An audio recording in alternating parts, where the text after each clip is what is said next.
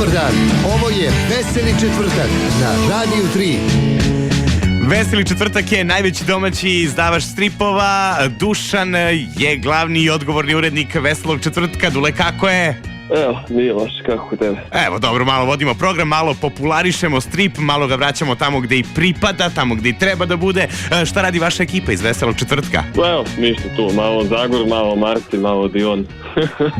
Dobro, lepo zvuči. Danas imate nova izdanja, mi ćemo nešto i pokloniti našim slušalcima ovde sa Radija 3, a naravno i najavit ćemo šta je to od danas na kioscima, kao i u klubu čitalaca Veselog četvrtka. Ostanite uz Radio 3, zaista mislim da će ovo interesovati sve one koji vole strip, ali savjet je i za one koji apsolutno nikada strip nisu volili da ostanu ovde, zato što ja mislim da se najlakše na svetu zavole lepa devojka i dobar strip.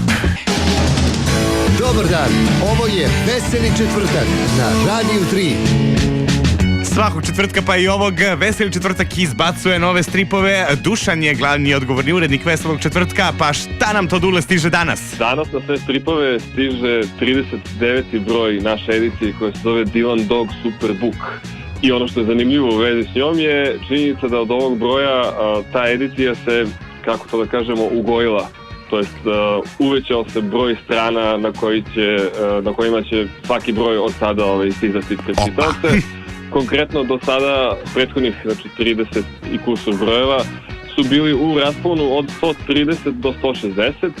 Ovaj broj sad već ima 226 strana, a svi sledeći će biti u rasponu od 190 do 240. Poprilično dobra vest. Sad, Superbook je šta? Ja zapravo znam da postoje specijali Dylan Doga, tipa Giganti, pa ne znam, specijali u boji, pa specijali koji su izlazili u nekim drugim serijama, u nekim drugim izdanjima. Zapravo, Superbook jeste italijanska edicija, samo što i kod njih sklopljena tek nakon što su izašli maltene svi Giganti, specijali i ostale te podedicije.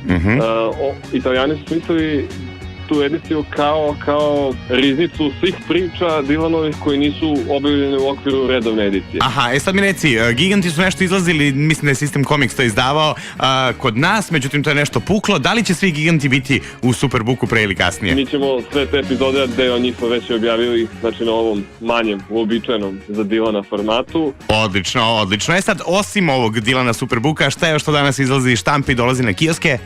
Pa, osim tog Dylana, danas izlazi još jedan Dylan, ali ovaj ne ide na kioske. Ovaj se može nabaviti samo preko specijalizovanih prodavnica i preko interneta. Radi se o 11. broju biblioteke Obojeni program, koji je posvećen naravno Dylanu Dogu. Donosi 4 zanimljive priče, crtane različitim stilovima.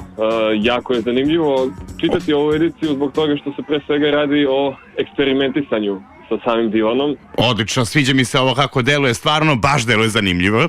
Da vidimo kako bi izgledalo da neki potpuno drugačiji autori prikažu svoju viziju kako bi Dylan mogao ili kako oni misle da bi trebalo da izgleda. Pa dobro, poprilično interesantno. Sad reci mi, šta nas to još uskoro očekuje pored samog Dylana koji izlazi danas? Baš ovih dana radimo na trećoj knjizi biblioteke Dampir, kao i na trećem specijalu junaka koji se zove Brad Baron. Sigurno odmah posle toga, kad god da ovo izađe, nadamo se do kraja meseca, će uslediti i dugo čekana treća knjiga biblioteke Marti Misterija, a zatim negdje će se to poklopiti i 12. broj malo prepomenute biblioteke Obojeni program. Okej, aplauz za vas zato što i dalje izdržavate, zato što ste i dalje na tržištu. Mi se nadamo da će Radio 3 pomoći da stripovi budu popularni baš kao nekada, jer to i zaslužuju. Oni su samo sve bolji i bolji, ako ih mi manje čitamo, onda smo mi sve gori i gori, ajde da budemo realni. Dule, hvala ti puno, čujemo se naravno. Ništa. Čujemo se i vidimo se. Tako je. Mi naravno imamo stripove i za vas. To je naravno, jel ti, poenta. Na Facebook stranici Filip Ugrenović na Radiju 3. Dylan Dog čeka na tebe. Naravno, ima više izdanja, ima više varijanti. Sve ćeš tamo detaljnije već i saznati. Pa eto, izvoli, navuci se na stripove kao ja. Apsolutno mi ništa ne fali, mislim, makar ne u tom smislu.